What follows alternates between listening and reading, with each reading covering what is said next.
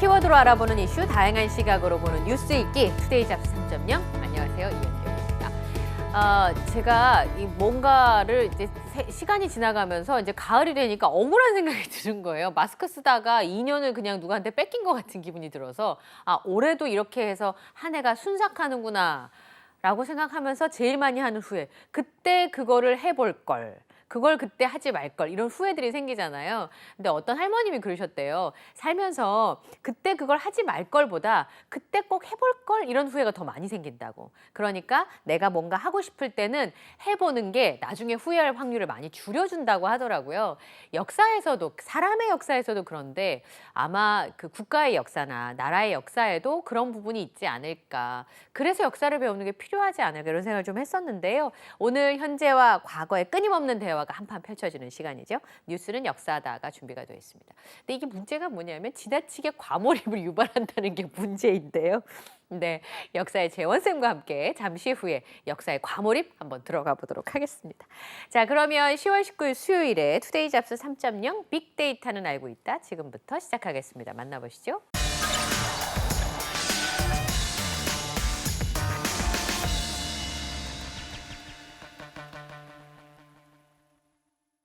네, 따끈따끈한 소식을 파헤쳐보는 얼리버드 시사 이슈 빅데이터는 알고 있다. 함께 하시겠습니다. 2대1리 김성훈 기자와 함께 하겠습니다. 어서 오십시오. 네, 안녕하세요. 예.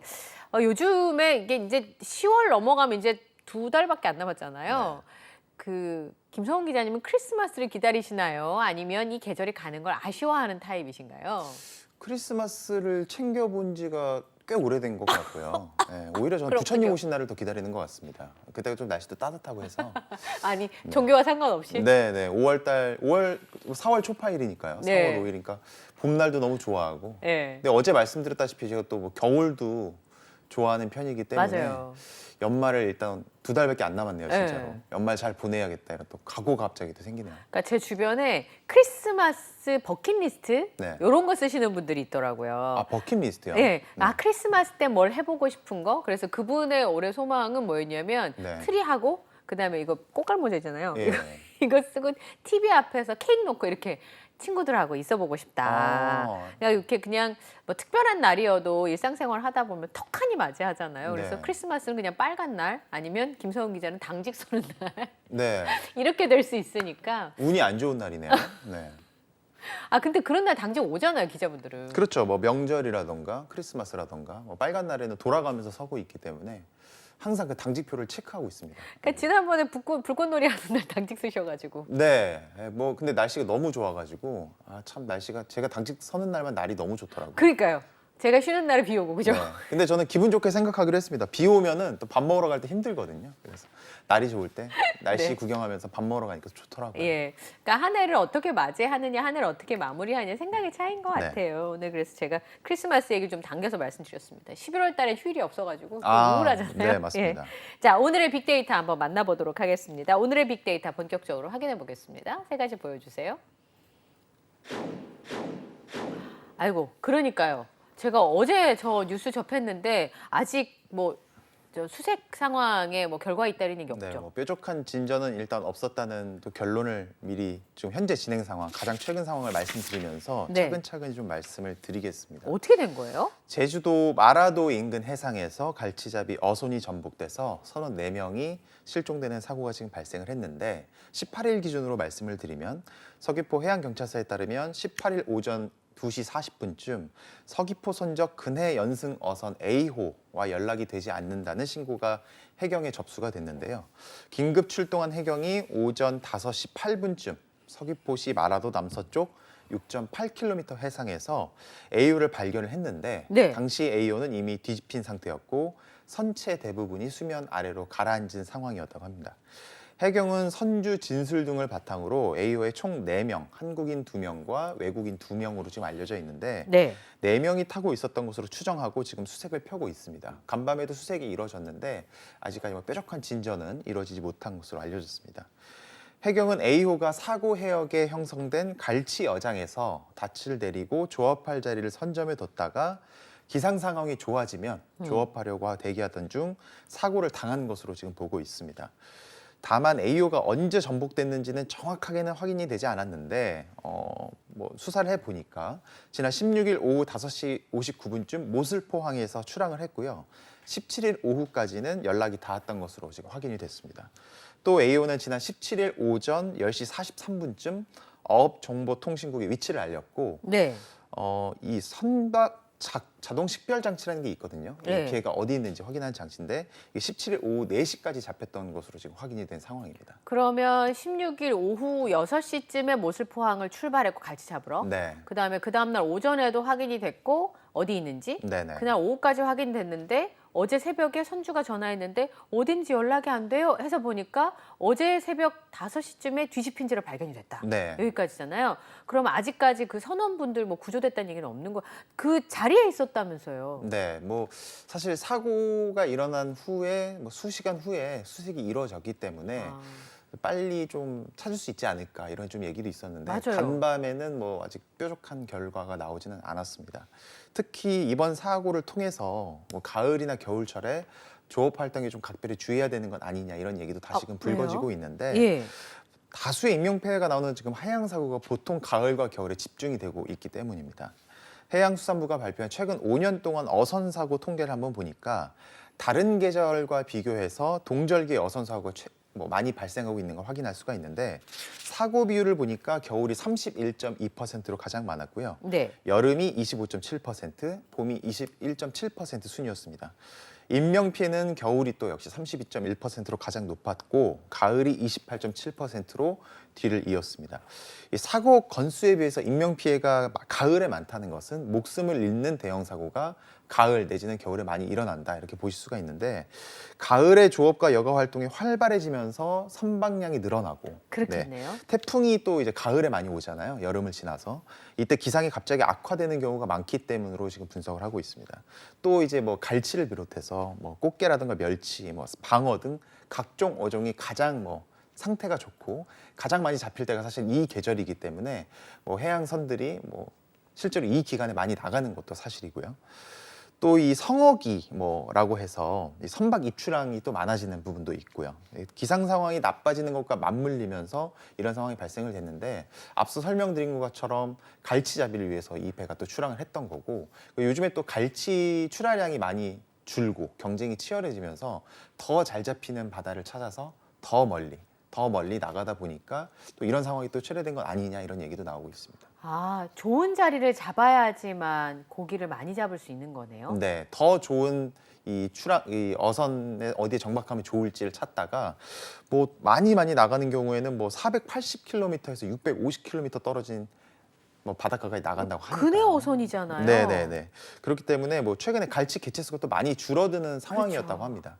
이런 상황이 좀 복합적으로 연결이 되다 보니까 지금 좀 안타까운 상황이 빚어지고 있는데 앞으로는 좀 이런 부분에 있어서 좀 되게 조심해야 되는 부분이 또 없지 않나 이런 생각합니다. 날씨도 별로 안 좋죠, 지금 거기가. 네. 바람 많이 불고. 또 이제 뭐 또 심해라는 게 또 안에서 어떤 일이 빚어질지 모르고 또 이 방향이라든가 해류가 어떻게 이루어질지 모르는 부분이기 때문에 사실 뭐 작업을 하는 데 있어서도 좀 난항을 겪는 부분도 없지 않아 있을 수 있을 것 같고요. 네. 여러 가지 부분이 조금 악재로 작용하고 있는 것 같습니다. 날씨가 좋지 않으니까 사실 수색 작업을 하는 것도 여의치 않고 네. 또 시신이 혹시라도 이제 실종된 분이 멀리까지 떠내려갔을 가능성들도 있기 때문에 네. 수색 해역도 넓혀야 되고 여러 가지 어려움이 있습니다. 제가 보니까 외국인 노동자분들도 같이 네. 조업을 하려고 준비하셨던 것으로 알고 있는데요. 하루빨리 찾을 수 있었으면 좋겠습니다. 자, 두 번째 키워드는요. 약간 고개가 갸웃거려지는 키워드이긴 한데요. 두 네. 번째 키워드는 에너지 절감? 네. 맞습니까? 예. 최근에 뭐 전기 사용료 뭐 관련해서 이슈도 많이 말씀드렸고 전기 사용료가 좀 이제 앞으로 오를 것이다. 네. 한전의 누적된 그렇죠. 적자 때문에 네. 이런 것과 어느 정도 좀 연결이 될 수 있을 것 같은 생각도 좀 드는데요. 산업통상자원부가 에너지 위기 극복 차원에서 공공부문의 강도 높은 에너지 절감 조치를 시행한다고 밝혔습니다.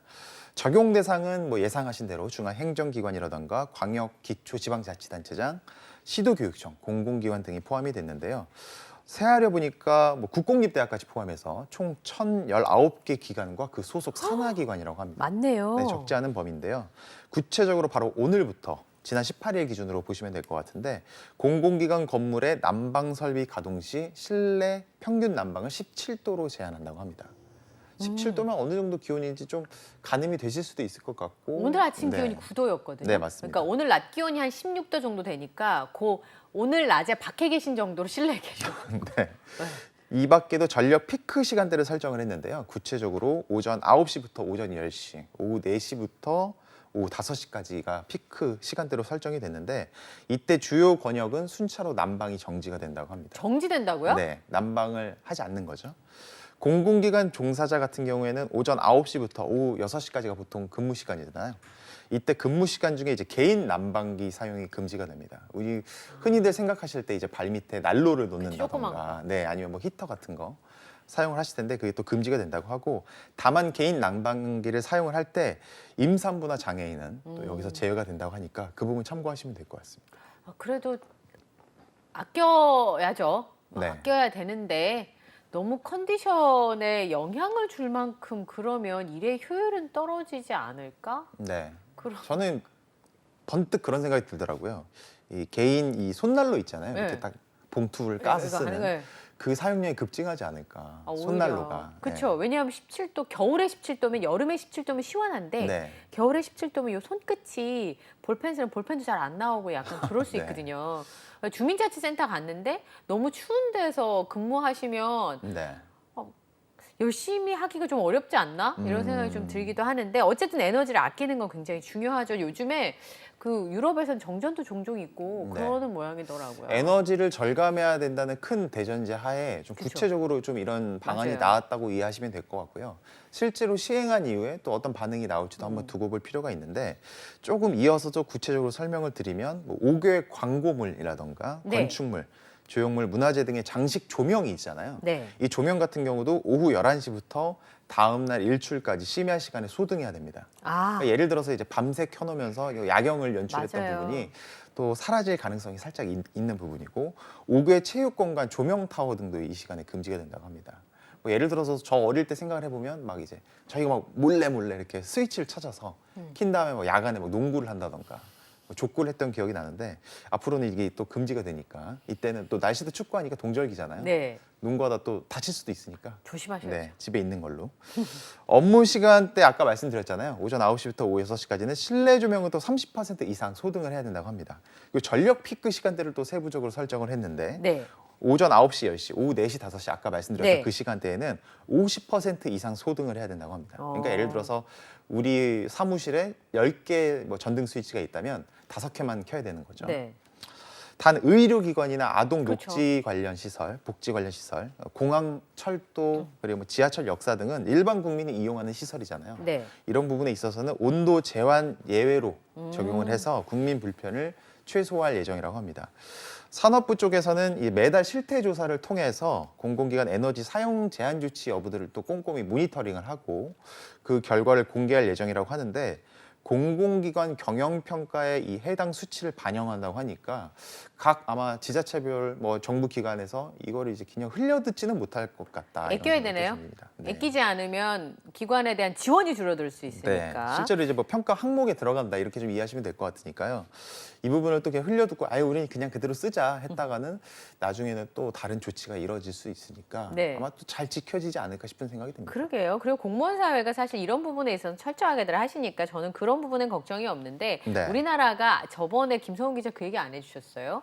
굉장히 질 좋은 전기를 끊김이 없이 공급받는 몇 안 되는 국가 중에 하나가 바로 한국인데 그러다 보니까 모든 그러니까 그 에너지원을 주로 전기를 많이 쓰는 제품들이 많다는 거예요. 네. 그래서 사실은 전기 요금을 아끼는 것도 필요하지만 쓰고 있는 제품들을 전기를 좀 덜 쓰고 그런 부분으로 좀 바꿔야 된다 산업도 그런 얘기들을 많이 하시더라고요. 그런 부분도 하나 있을 것 같고 또 하나는 지금 말씀하신 것처럼 이렇게 아껴 쓰는 것도 중요하지만 좀 정책적인 면을 네. 에너지가 안 나는 나라니까 네. 아이디어를 내시는 게 훨씬 그 난방기 하나 끄시는 것도 차세대 에너지원에 대한 얘기는 뭐 계속 이루어지고 있는 부분이긴 하지만 일단은 가장 뭐 빠르게 급하게 할 수 있는. 네, 적용할 수 있는 부분이 이런 부분이기 때문에 뭐 그런 얘기도 있잖아요. 부자가 되는 첫 번째 지름길은 아끼는 것부터 아, 시작한다. 그렇죠. 예. 네, 일단 허리띠를 다 같이 졸라매야죠. 어떤 분 그 얘기 하더라고요. 하늘에서 불 끄면 사람도 불 끄고 자야 된대요. 근데 네. 우리는 너무 늦게까지 불을 켜놓고 공부도 하고 일도 하고 그렇죠. 네. 심지어는 밤새도록 움직이는 택배 차량이 있는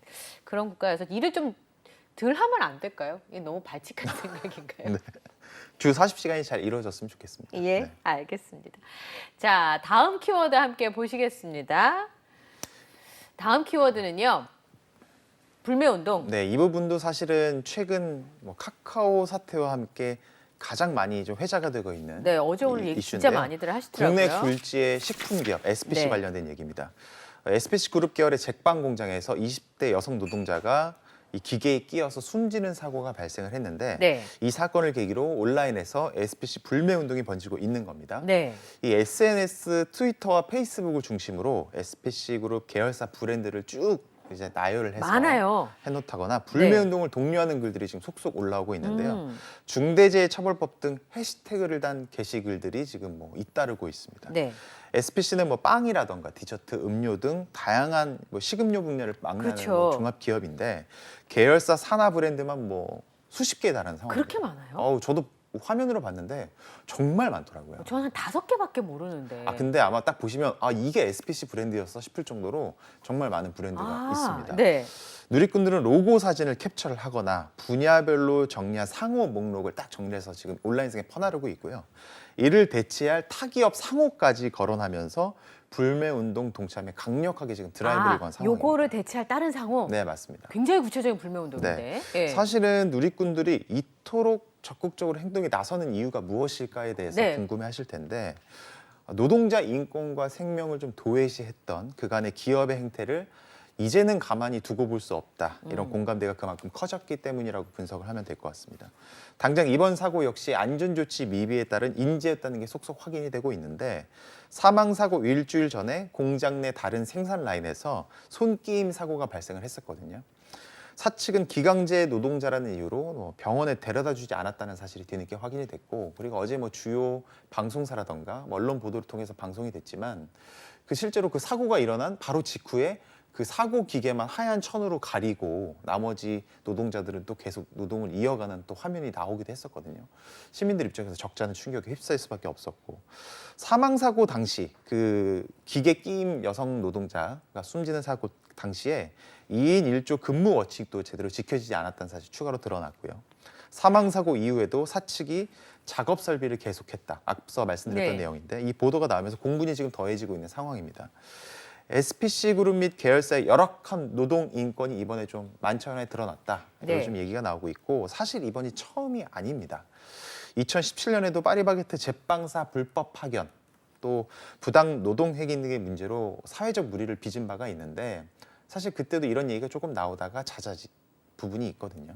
근데 이번에 실제로 인재가 일어났고 근데 그거에 대한 회사 측 대응도 사실은 또 완전하지 못했기 때문에 이런 좀 강력한 불매 운동이 온라인상에서 일어난다 이렇게 보시면 될 것 같습니다. 감수성이 좀 달라지더라고요. 저는 저희 아빠가 이제 육체 노동을 하시던 일을 오랫동안 네. 하셨기 때문에 공장에서 안전사고가 벌어지면 우리 아빠도 그런 일이 있었는데라고 생각해서 그걸 내 일처럼 느껴지는 대목이 네, 있잖아요. 근데 이번에 사망한 20대 여성의 경우에는 원래는 그거를 2인 1조로 같이 들어야 되는데 굉장히 무겁더라고요. 그 소스가 네. 배합하는 네, 게. 네. 그러니까 아마 그게 무거워서 빨려 들어가지 않았을까. 지금 이렇게 추정을 하는 거잖아요. 네. 근데 이 기계가 이런 게 뭐 여러 대 있다면서요, 여기에. 이렇게 네. 뭐 이렇게 잠금 장치도 없고 뚜껑도 없는. 그러면 또 사고가 벌어질 수 있는데 저는 어제 이 사고 기사를 보면서 김성훈 기자를 떠올렸어요. 왜냐하면 저한테 어제 하이니 법칙 그 얘기 네, 했잖아요. 네, 네, 네. 카카오톡 얘기하면서. 네.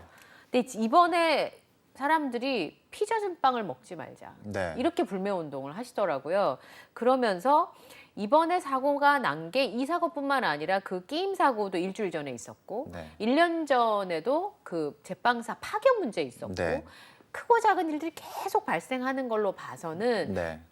내부에 전체적으로 사람의 생명이나 노동자에 대한 인식들이 좀 네. 굉장히 부족한 거 아닌가. 뭐 사실 그 부분이 지금 뭐 여러 경로를 통해서 드러나고 있는 부분이고 네. 뭐 앞서 말씀드렸다시피 이런 일이 일어났을 때 회사 측이 얼마나 기민하고 진정성 있게 대응하느냐가 또 굉장히 중요한 덕목입니다. 왜냐하면 이게 일반 개인 소비자, 이제 B2C라고 하죠. 네. B2C 비즈니스 기업 같은 경우에는 이런 부분에 대해서 좀 엄밀히 얘기해서 정말 예민하고 신중하게 접근해야 나중에 이미지라던가 판매에도 그렇죠. 영향을 직접적으로 미치는 부분이 있기 때문에 이걸 참 좀 신중하게 접근했어야 되지 않나 이런 생각이 좀 드는데 네.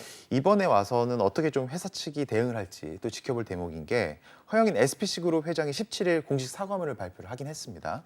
불의의 사고로 유명을 달리하신 고인의 명복을 빌고 유가족분들께 애도와 사죄의 말씀을 드린다 이렇게 네. 말을 했고요. 후속 조치에 최선을 다하겠다는 뜻을 밝혔는데 후속 조치가 과연 어떻게 이뤄질지가 지금 아니, 제일 큰 분수령이 될 것 같습니다. 사과를 이틀 지나서 했다고요? 사람이 죽었는데? 사실은 뭐 충격의 연속이긴 한 게 사고가 일어난 직후에도 계속 작업이 이루어졌다는 사실만으로도 일단 첫 번째 충격이고요. 그러니까 여기 사고 난 자리 놓고 이제 작업했다는 거잖아요. 네. 물론 이제 빵 공장이니까 매일매일 새 빵이 나가야 되니까 네. 그걸 해야 되겠습니다만 이 공장이 여기 한 군데 있는 거 아니잖아요, SPC가. 근데 이제 그럼 뭐 당시 사측의 설명을 조금 더 하자면 전국 물동량이 워낙 또 적지 않은 기업이다 보니까 하루라도 공장이 멈추게 되면 뭐 예정된 뭐 양을 채울 수 없기 때문에 어쩔 수 없이 시행한 부분이다라고 부연을 하긴 했는데 사실은 그것과 별개로 뭐 하루 물동량을 채우거나 못 채우거나의 문제를 떠나서 국민들이 공분하는 부분에 대해서 더 신중하고 사력 있게 행동해야 그렇죠. 되는 부분이 선행이 돼야 됐다고 생각을 하는데 그러지 못했다는 부분이 조금 안타깝고 앞으로 SPC그룹이 이 이슈를 어떻게 헤쳐나가느냐에 따라서 향후에도 상당히 결정적으로 영향을 미칠 가능성이 있다. 이렇게 저는 보고 있습니다. 예를 들어 SPC그룹이요. 지금 말씀하시는 것처럼 노동자의 사망 사고가 발생해서 우리가 샌드위치를 다 못 만들었어요. 네. 그래서 오늘은 판매가 안 됩니다라고 붙였다면 어땠을까요? 하루 매출은 충분히 손해를 볼 수 있었겠지만 네. 노동자를 생각하는 기업의 이미지가 아니라 그런 기업 그리고 소비자들에 대한 신뢰. 그 소비자들이 다 지금 여기 공장에서 일하는 노동자와 똑같은 노동자들이잖아요. 네, 맞습니다. 어떻게 그럴 수 있었을까? 그러니까 오히려 저는 같은 현장에 있었던 근로자 네. 분들의 마음이 더 착잡했을 것이라 생각을 하고요. 말씀하신 부분대로 이 부분에 있어서 어떻게 헤쳐나가는 부분이 굉장히 전 중요하다. 맞아요. 네, 이 부분에 관련돼서 한 번 더 좀 강조해서 말씀드리고 싶습니다. 네, 알겠습니다. 유족들의 굉장히 안타까운 목소리가 계속 들리고 있어서 제가 좀 질문을 드려봤어요. 좀 안타깝습니다. 저도 노동자고 김성훈 기자도 노동자고 네. 그러다 보니까 더 그런 마음이 드는 것 같아요. 지금까지 빅데이터는 알고 있다. 이대리 김성훈 기자와 함께했습니다. 고맙습니다. 네, 감사합니다. 네, 저희는 잠시 후 2부로 돌아오겠습니다.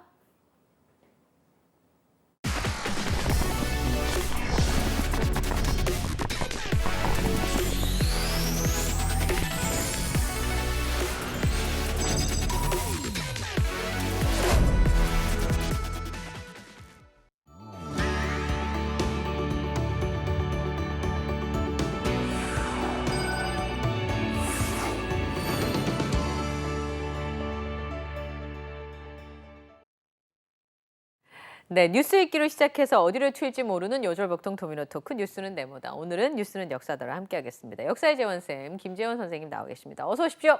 안녕하십니까. 네, 시리시리가 없어요. 아, 그러니까요. 집착남이 없어가지고 선생님 좀 오늘 서운하시겠다, 그렇죠? 아, 지금 정신이 없어가지고. 아, 덕실 씨 보나마나 집에서 이거 보고 있을 거예요. 그러시겠네요. 재원 쌤이 빨리 안타까워해 주셔야 돼요. 아, 너무 보고 싶어서. 네, 그러니까요. 안 계셔가지고 횡한 네, 거죠. 그렇죠, 그렇죠. 아, 뭔가 좀 이렇게 같이 이야기하는 게 많았는데 오늘은 열심히 해주세요.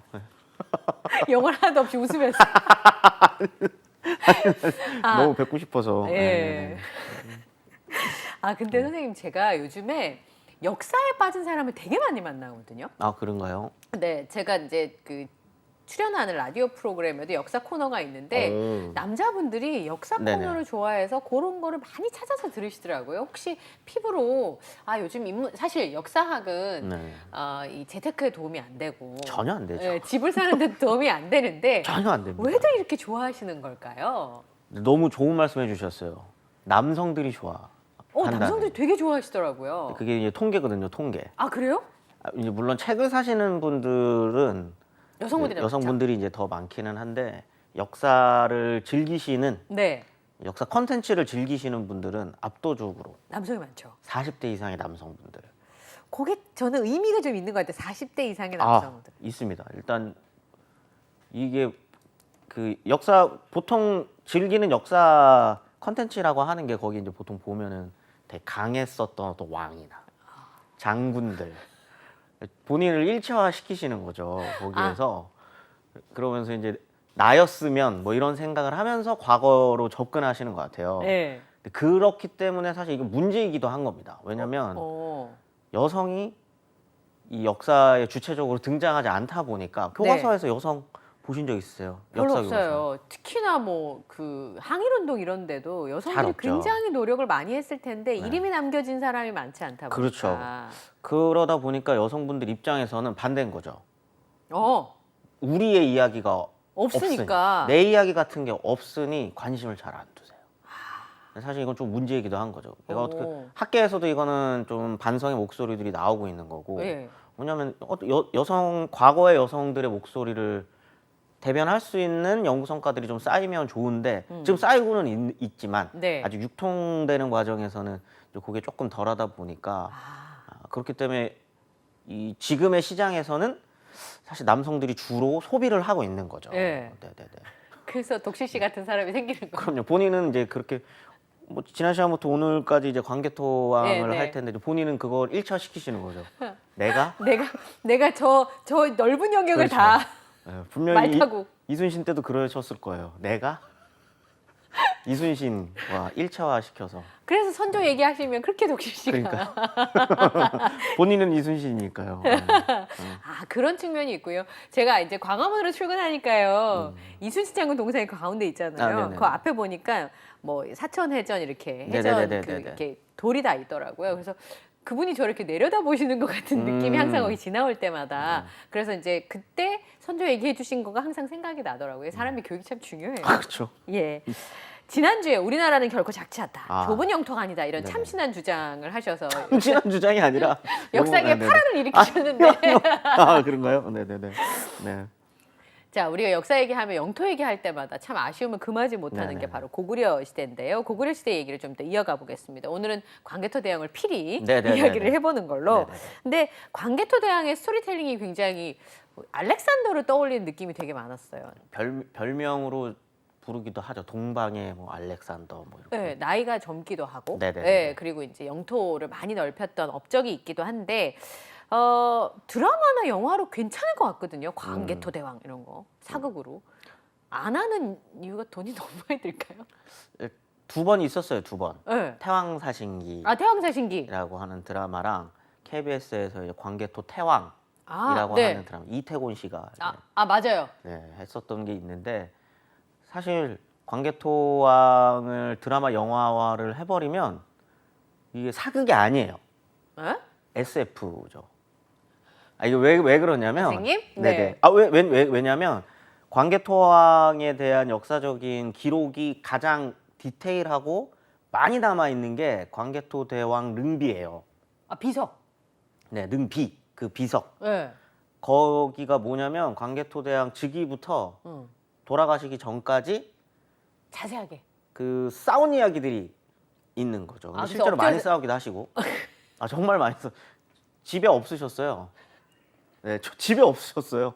그래서 누가 그것도 물어보시더라고. 도대체 장수왕은 어떻게 태어나는 거냐고. 전쟁터에서 태어났어요 혹시? 그런 기록까지는 없는데 네. 이게 그 정도로 엄청 사방을 돌아다니시거든요. 네. 그렇다 보니까 우리가 알 수 있는 기록, 이 사람에 대한 제대로 된 기록이라고 하는 게 그런 거밖에 없다 보니까 이거를 영화화나 드라마화를 해버리면 그 빈 부분을 다 상상력으로 채워야 되는군요. 싸움밖에 안 하는 사람이에요. 챙챙챙 이것만. 그러면 그게 재미가 없잖아요. 네, 재미가 없잖아요. 그 싸움만 하니까. 이 무슨 뭐 입체적으로 이 사람을 좀 다룰 수 있다거나 뭐 정치적인 어떤 뭐 저희가 좀 사극이나 이런 거 주로 많이 나오는 것들 권력 싸움 뭐 이런 그렇죠. 건데. 뭐 이런 게 있다거나 네. 이게 있어야 되는데 그런 게 없어요. 가서 그 내용은 그거예요. 어디로 가셔서 몇 명을 죽이시고 몇 명의 뭐 노객들을 끌고 와서 이렇게 했다. 뭐 이런 거밖에 없다 보니 이게 다각적으로 이 사람을 그리기가 힘든 거죠.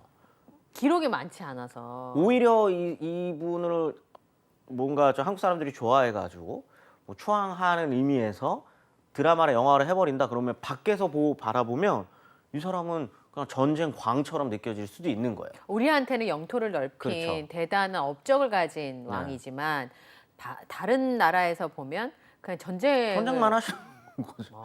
그러다 보니까 좀 되기가 힘들어요. 드라마화 되기가 힘든 아, 거죠. 그렇군요. 네. 그러니까 SF처럼 된다는 말씀이시군요. 그래서 태양사신기가 SF였죠. 근데 선생님 제가 네네네.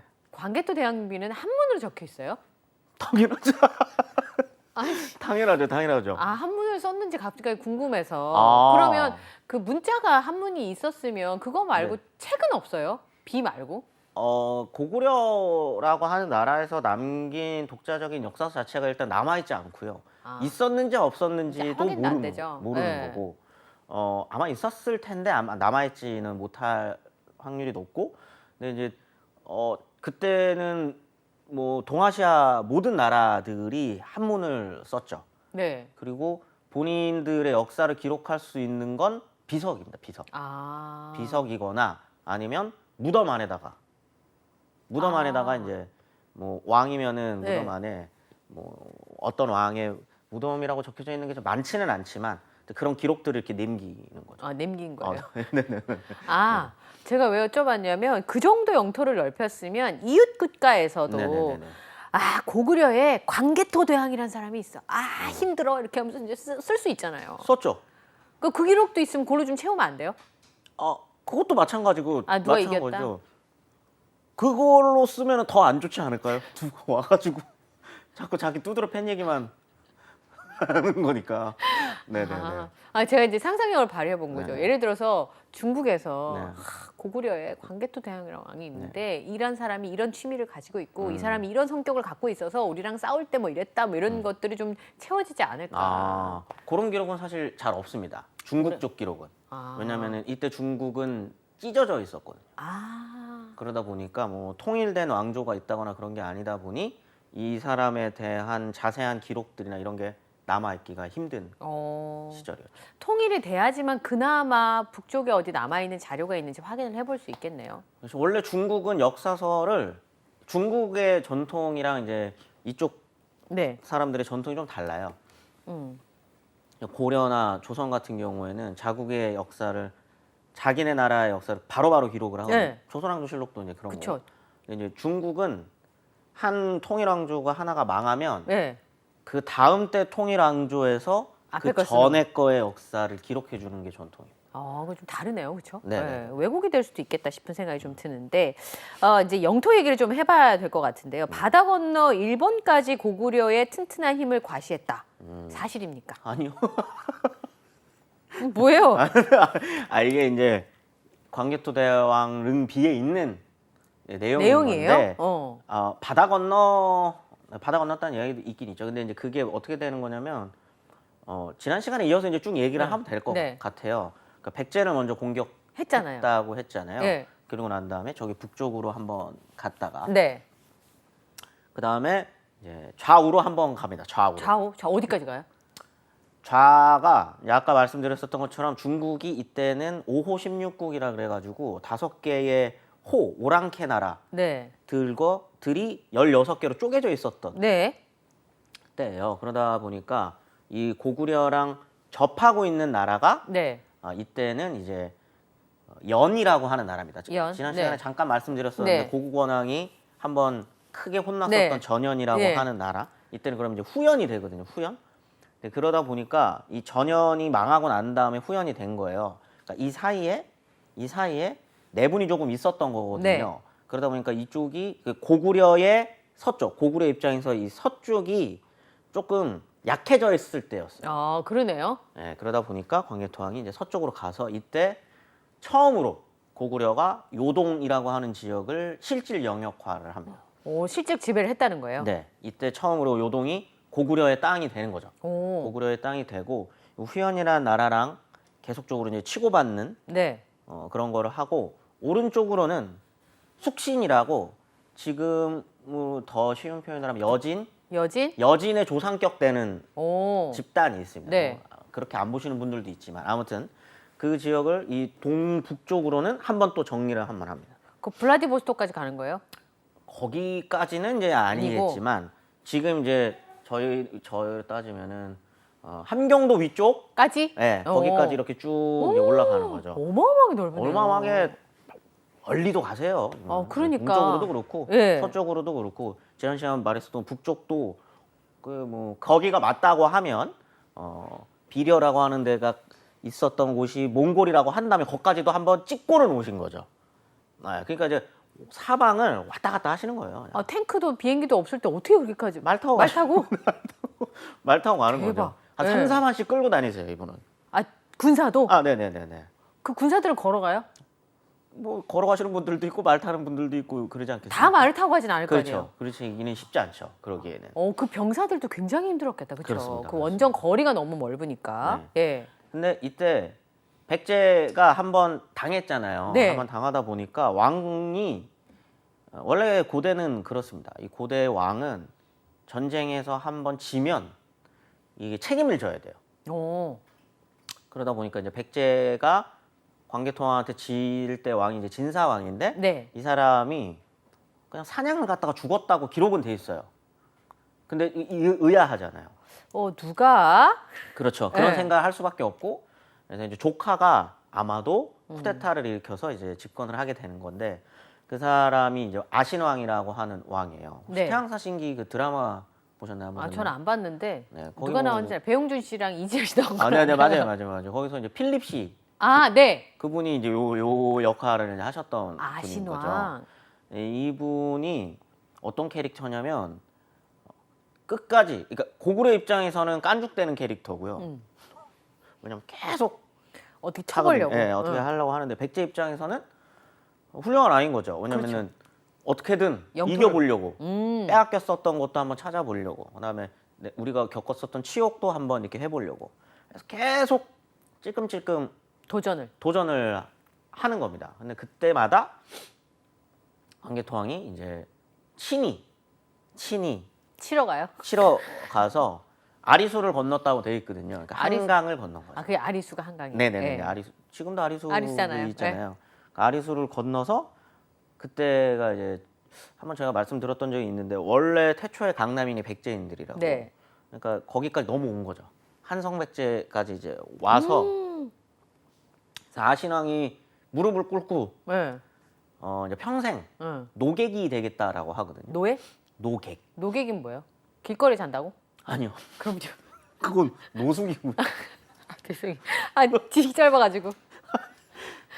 그게 뭔지는 어떤 형태를 말한 건지는 사실 잘 몰라요. 예. 근데 아마도 그냥 좀 이렇게 그냥 동생이 되겠다라는 표현이었었던 거를 이제 무릎을 꿇었다. 무릎 꿇고 그냥 뭐 노비 같은 그런 게 준하는? 준하는 이런 게 되게 신하가 되겠습니다라고 한 거죠. 신하가 네. 되겠습니다라고 한 건데 그리고 얼마 안 있다가 또 근데 또 치러 가요? 또 가고 야, 진짜 어마어마한 사람이네.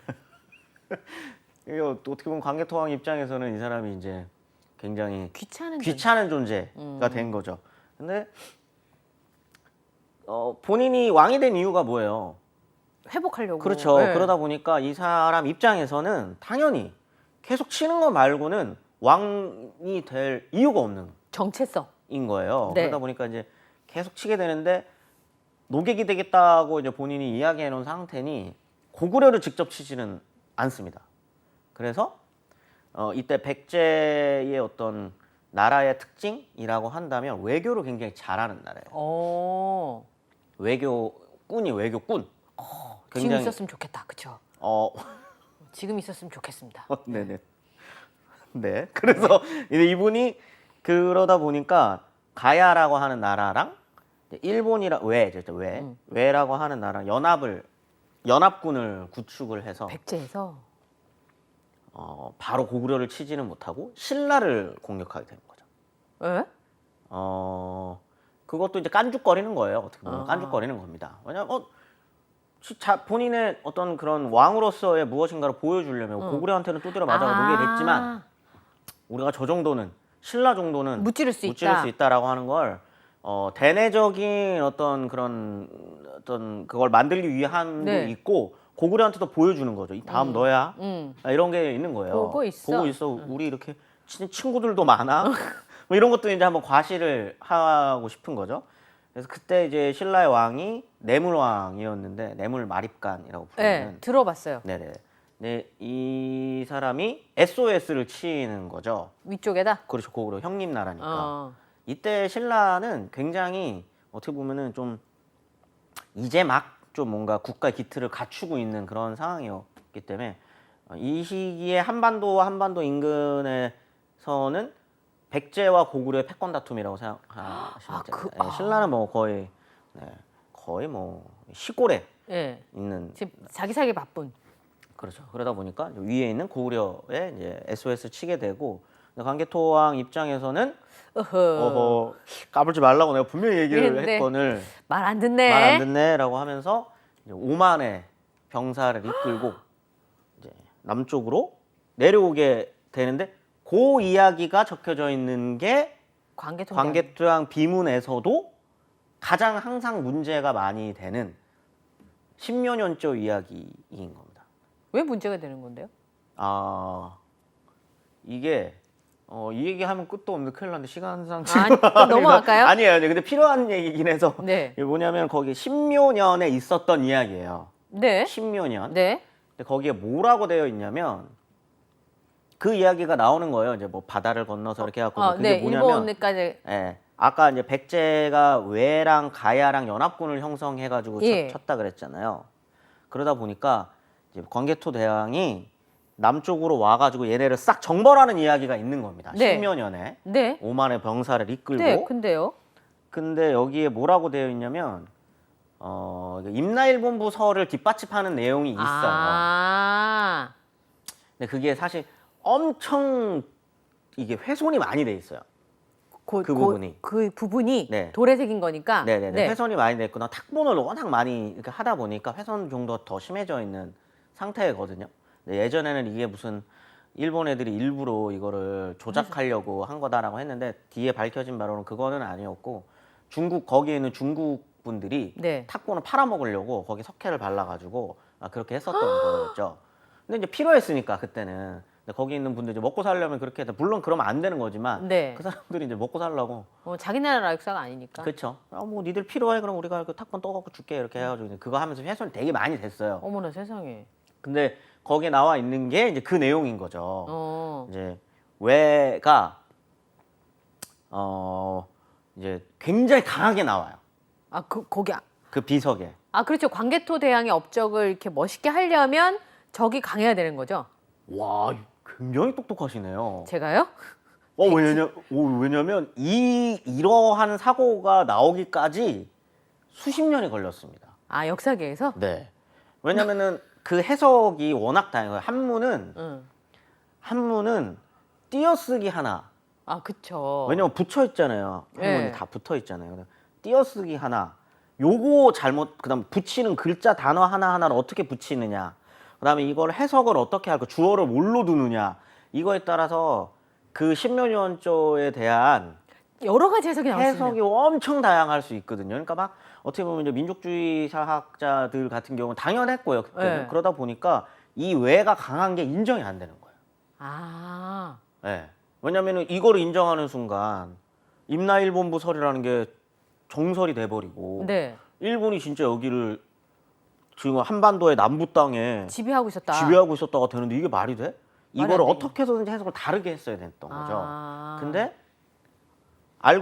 이제 최근에는 이제 그렇게 보는 게 아니라 방금 네. 아나운서님이 얘기한 것처럼 그 얘기를 뭐하러 다 믿어? 그렇죠. 여기 있는 거 광개토왕의 업적을 띄워주기 위해서 한 건데. 그렇죠. 그 얘기가 언제부터 보이기 시작했냐면 이 십묘년조 이야기에 바로 위에 있는 내용이 뭐냐면 백제와 신라가 고구려에 이 조공을 바쳤다는 내용이 있어요. 근데 어떤 역사서에도 그런 내용은 없거든요. 없어요? 그런 적이 비유는 없어요. 있어요? 네. 왜냐면 그 전까지 그 근초고왕이 그 고구려의 왕을까지 죽일 정도로 강성했으니까. 백제는 강했어요. 그러니까 그 전까지 그렇게 막 이렇게 굽실굽실한 사이가 아니었다고요. 근데도 아. 거기 위에는 그런 내용이 있는 거예요. 아, 그럼 이게 과장되거나. 그렇죠. 뭐야 이런 적이 없지 않아? 네. 그래 이걸 우리가 지금까지 너무 팩트를 믿었어. 팩트로 믿었고 원래 인간이 그렇지 않아요. 잘 안 보이는 내용일수록 이게 중요하다라고 생각을 하는 거예요. 더. 네. 왜냐면 이게 너무 알고 싶으니까. 궁금하니까. 궁금하고 너무 알고 싶으니까. 그러다 보니까 이제 그거를 그렇게 그냥 이것만 알아내면 뭔지 역사적인 무엇인가 다 풀리는 것처럼 오. 이렇게 생각을 했었는데 뭐야? 근데 우리는 왜 바로 앞에 있는 문장을 집중하지 않았지? 너무 한 군데 파다 보면 그렇죠. 네. 근데 그걸 보니까 아니구나. 그래, 이걸 다 사실로 믿을 필요는 없구나. 이거는 광개토왕의 업적을 좀 찬양하기 위해 쓰여진 비석이고 네. 그러기 위해서는 왜라고 하는 나라가 강해야. 아. 네. 그러다 보니까 이제 그 내용이 있었던 거죠. 전지적 광개토왕 자손 시점. 그쵸. 자손 시점인 거죠. 그렇죠. 우리 할아버지가 유명했어야 되는. 아빠. 네. 장수왕 때 쓴 거니까. 그러니까 아빠가 이제 아들 시점이군요. 네. 오. 근데 다른 역사서랑 그래서 비교를 해봤을 때는 그거는 이제 맞는 거죠. 네. 백제 외 가야가 합심을 해가지고 쳤고 네. 신라가 SOS를 쳤고 네. 그래서 그거를 또 한 번 정벌 해주기 위해서 5만의 병사를 이끌고 광개토왕이 와서 한 번 싹 정리를 한 거는 뭐 사실이다. 다른 역사서에도 다 나와 있는 내용이니까 아. 요거는 맞는 아. 요건 팩트인 거죠. 와, 역사는 그 뭐 밝기가 되게 어렵네요. 그럼요. 고대사는 특히 더 그렇습니다. 왜냐면 오. 한 줌의 어떤 사료를 가지고 이 시대상을 싹 그려내야 되기 때문에 네. 굉장히 어려운 거죠. 그러니까요. 자, 그러면 네. 영토가 넓어졌어요. 지금 저희 같으면 통일만 돼도 대한민국이 네. 지금보다 한 10배는 좋아질 것 같은 생각이 들거든요. 네네네. 실제로 그럴지 아닐지 모르지만. 네, 그렇죠. 근데 그렇게 영토가 넓었으니까 백성들이 배부르고 등다숙게 살았나요? 그러지 않다고 제가 지난 시간에 분명히 말씀드렸고 아니, 영토가 뭘- 넓은 게 아, 가지고 온다면서요. 그 동네 가가지고 뭘 뺏어갖고 와서 이렇게 백성들을 먹여 살리는 거 아니냐 이 말이죠. 만약에 그랬다면 영토가 넓은 게 좋았다면 네. 이 시기에 알짜배기 땅 네. 알짜배기 땅은 백제와 신라에 있는 땅이잖아요. 평야가 있는 한반도에 진짜 알짜 땅이 어디예요? 여기잖아요. 네, 서울. 이 밑에 쪽이잖아요. 그리고 이 시기에 광개토왕이 마음만 먹고 했었으면 아, 네 여기를 실질 영역화합니다. 완전 통일도 할 수 있었겠네요. 네. 마음 먹었다면. 네. 근데 안 하잖아요. 그 말 자체가 굳이 그게 굳이 엄청나게 국가 운영에 도움이 되지 않았다는 거예요. 그 당시에는 네. 일단 기본적으로 거기에는 각각의 원래 살고 있었던 사람들과 거기 안에 어떤 지배 그런 계층들이 있을 거고. 계층들이 있었고 이런 속에서 여기를 굳이 실질영역화 해가지고 한 나라로 만들어서 여기 땅을 굳이 고구려 땅 딱 이렇게 해가지고 하는 게 국가 운영에 그렇게까지 도움이 됐냐? 그러지 않는다는 겁니다. 도로와 통신 때문이에요. 그렇기도 하고 이게 관리잖아요. 사실 그러니까 관리를 하려면 돈이 듭니다. 그러니까 제가 네. 만약에 예를 들어서 로마처럼 길이 쫙 뚫려 있으면 뭐 평양에 앉아서 저기 부산 뭐 이렇게 다 갖고 오라 그래 뭐 그래가지고 이제 쫙 올라갈 수 있잖아요. 근데 도로나 통신이 말 타고 한참 가야 되는데 그럼 그 비용들은 대비 갖고 그렇죠. 오는 게 별거 없습니다. 별거 없으면 굳이 영토를 넓혀야 될까? 그럴 수 그렇죠. 있겠다는 생각이 들어요. 그래서 장수왕 때가 되면은 수도까지 평양으로 옮기는 거죠. 아, 굳이 저 북쪽이랑 저희가 지금 한국 사람들이 갖고 있지 못한 땅이다 보니까 저기 만주랑 여기를 벌판이잖아요. 벌판이 쫙 펼쳐져 있고 막 이러면 너무 갖고 싶어 막 이러는데 가슴이 시원할 것 같아. 딱히 그렇지 않다는 거예요. 딱히. 그러니까 거기 땅이 정말 중요했으면 국내성이 좀 좁고 이랬을 때 수도를 옮길 때 저기 막 요동이나 이런 데로 갔겠죠. 아, 근데 왜 굳이 평양으로 내려왔냐는 거죠. 거기가 별로 매력적이지 않기 때문이에요. 그러니까 아래쪽이 낫다는 거죠, 살기가. 뭐 여러 가지 판단이 있을 수 있습니다. 거기가 이제 앞으로 중국이 그 이후로는 나름대로 이제 평안을 찾아가는 어떤 그런 상황들, 이 5, 16개 분열이 이제 마무리가 되어가는 상황들 때문에 아, 자극할 필요가 없으니까 없으니까. 내려왔다라고 하는 사람들도 있지만 꼭 그러지 않을 수도 있어요. 음. 굳이 저기에 갖다 놓고 막 우리가 중국 내륙까지 갈 것도 아닌데 고구려라고 하는 나라가 인구가 왜냐면 많지 않으니까. 원래 본인들의 어떤 그런 뿌리라고 하는 곳은 거기 국내성 지금의 거기 이제 있는 그쪽인 건데 거기에서 이 뿌리와 이 원래 갖고 있었던 어떤 영역과 어떤 자기네들의 어떤 지배 관계들이라든지 이런 것들을 유지하면서 나름대로 안정적인 통치를 할 수 있는 기반을 북쪽이 두지 않은 거예요. 오. 그러니까 평양으로 천도를 한 거죠. 넓은 땅이 그렇게 굳이 이렇게 우리가 생각하는 것처럼 당대에 지금의 땅이 넓었다면 뭔가를 해서도 한국 사람은 잘했다고 생각하는데. 했겠죠. 그거는 지금 얘기인 거고. 왜냐하면 거기가 네. 뭐 지하 자원도 많고 하니까 뭘 했었어도 네. 한국 사람들이 합쳐서 뭘 했을 거라고 네. 생각하지만 그 당시에는 농산물이 많이 나는 땅도 아니고. 만주가 개발되는 거는 저희 그때 했잖아요. 네. 1930년대입니다. 그 전까지 한 1000년 지나서. 네, 그 전까지 만주는 그런 땅이 아니에요. 어. 네네네. 굳이 저희가 막 욕심을 내면서 이렇게 생각할 필요가 없는 땅이라는 거죠. 그러면 땅 말고 네. 광개토 대왕의 다른 업적은 없어요? 이 전쟁을 잘한다는 건 전략이 되게 좋다는 건데 정치도 잘했을 것 같거든요. 정치할 시간이 없어요, 이 사람. 아, 집에 없었으니까. 그리고 남아있는 기록상 다른 업적을 생각하기가 쉽지가 않습니다. 왜요? 전쟁을 계속 했으니까요. 아, 그리고 되게 빨리 요절했나요, 혹시? 39살에 죽는데, 근데 이게 즉위가 18이었거든요. 그럼 30년, 아니 20년밖에 통치를 못했네요. 20년 통치한 거면 굉장히 많이 한 거고요, 일단. 아, 네. 지금의 39이 아닙니다. 이때 고대의 평균 연령이라고 하는 게 40대가 되기가 아. 힘들었기 때문에 네. 천수를 누려서 막 장수왕처럼 이런 거는 아니지만 장수왕은 몇 년? 90 몇 살까지. 그 시대예요? 네네. 그래서 장수왕이잖아요. 진짜 그래서 장수왕이에요. 근데 이제 그런 건데 이제 뭐 천수를 누린 것까지는 아니지만 본인이 평균 정도는 살면서 할 수 있는 모든 것을 다 했는데 그게 이 사람이 네. 주요한 업적이라고 할 수 있는 건 이제 영토인 거고 네. 저희가 질문해야 하는 거는 그래서 오히려 어디까지 갔어? 이게 아니라 네. 왜 그렇게까지 그러면 가야 했어. 가야 했어가 되는 거고 그게 어떻게 보면은 저희가 역사를 통해서 배울 수 있는 많은 부분들 왜라고 하는 질문을 통해서 좀 얻어갈 수 있는 많은 것들이 있을 많잖아요. 테니까 그러니까 이제 그걸 오히려 질문할 수 있는 거죠. 왜 그럼 이 사람은 그랬나? 네. 그러기 위해서 제가 지난 시간에 그 설명을 드렸었던 거예요.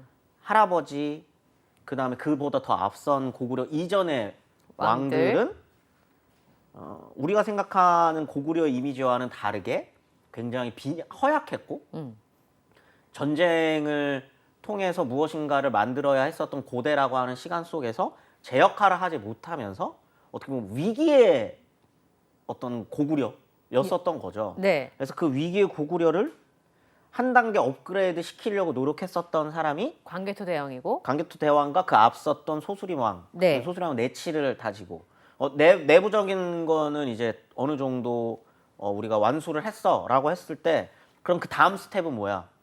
우리가 지난 세월 우리가 공격받아 왔었던 그 많은 것들을 이겨낼 수 있다라는 거를 대내적이거든 대외적이거든 보여줘야 했었던 시기였다는 거예요. 어떻게 해서든. 네. 그러지 않으면 고구려의 왕으로서의 위치가 흔들리고 네. 고구려라고 하는 나라가 생존하기가 힘들어지는 상황까지 그때 피치에 몰려 있었기 때문에 이거를 넘어서기 위해선 훨씬 더 과장된 이 좀 전쟁이 필요했었던 시기였던 거죠. 그때 왕이 된 사람이고. 그러면 광개토 대왕이 넓은 영토를 가져서 대한민국 사람들의 마음을 시원해 줄 때 이거 말고 네. 지금 우리한테 광개토 대왕은 대한민국의 입장에서 봐서 어떤 부분을 좀 보면 좋아요? 그냥 지금은 전쟁할 수가 없잖아요. 땅 네. 넓히러 갈 수 없으니까. 그래서 저는 저 굉장히 개인적인 생각이에요. 저는 별로 그렇게 사실 여기 준비를 해야 되니까 한 거지 큰 관심 있었던 왕은 아닙니다. 아니 근데 그걸 지금까지 왜라는 게 중요하다면서요. 아니, 그러니까 그거- 지금 쌤 그러셨잖아요. 네. 왜라는 게 역사는 중요하다. 그렇죠. 그러니까 광개토 대왕의 왜가 대한민국의 지금 왜에 어떤 영향을 주냐는 거죠. 딱히 뭐 저희가 뭐 전쟁해가지고 영토 높일 거 아니니까요. 예. 근데 광개토 대왕은 국민들을 먹여 살리기 위해서 왜를 했다는 거잖아요. 그렇죠. 네. 네네. 그 부분이 지금 우리한테 필요한 거예요. 뭐 그렇게 생각하신다면 네, 저는 제가 그렇게 뭐- 생각할게요. 아, 네네. 예. 그렇습니다. 근데 네네. 끝으로 제가 질문 하나 드린 게 네네네. 저는 광개토 대왕의 업적은 사실 땅 납힌 것밖에는 기억이 안 나고요. 학교 다닐 때 비석만 생각이 나는 네네네네. 거예요. 근데 광개토 대왕릉 비가 몇 개나 돼요? 한 개예요? 하나죠. 하나. 지린성에 있는 거 하나? 네네네. 하나입니다. 근데 그 당시에는 그렇게 비석 세우는 문화가 일반적이지 않았다는 소문이 있던데 맞아요? 아니요. 원래 아니, 비석 원래 많이 있었어요? 네, 많이 세웁니다. 저 한반도에도 많죠. 왕릉에 비석을 세우는 게 그 당시에 많지 않았다. 뭐 이런 얘기가 있던데. 아 왕릉이 어디 있는지는 모릅니다. 광개토 대왕 왕릉이 네. 어디 있는지는 몰라요. 몰라요? 그럼 왕릉 비 있는데 왕릉 있는 거 아니에요? 네네네. 아니에요? 이게 이름이 그렇잖아요. 광개토 대왕의 이름이 그때 제가 국강상, 네. 광개토경 평안호태왕이잖아요. 네. 이 국강상이라는 게 묘가 있는 어. 위치이거든요. 근데 어디인지 알 수가 없어요. 그래서 비가 왜 세워졌나 했는데 아까 말씀하신 그 업적을 써놓기 위해서 비석을 세웠나 봐요. 그렇죠, 그렇죠. 그 뭐 각 나라마다 전성기 때 왕들은 비석을 하셨어요. 진흥왕도 세우고요. 지린성에 있어가지고 아, 왜 거기 있나 싶어서 여쭤봤어요. 아, 네. 그때는 거기가 중요한 자리였기 그렇죠. 때문에. 네네네네. 굉장히 험하게 끝났어요. 그런데 이게 역사적인 사실을 아는 게 되게 중요하고 저는 제 머리가 백지였는데 좀 이렇게 뭔가 스케치가 됐어요. 네. 그걸로 참 중요하지 않나 이런 생각이 듭니다. 제가 왜 더 물어보려고 했는데 끝내야 된다고 합니다. 아, 네. 지금까지 뉴스는 역사다. 역사의 재원쌤 김재원 강사님과 함께했습니다. 오늘 고맙습니다. 네, 감사합니다. 네, 오늘 저희가 준비한 내용은 여기까지고요. 저는 다음 시간에 다시 찾아뵙겠습니다. 여러분 내일 만나요.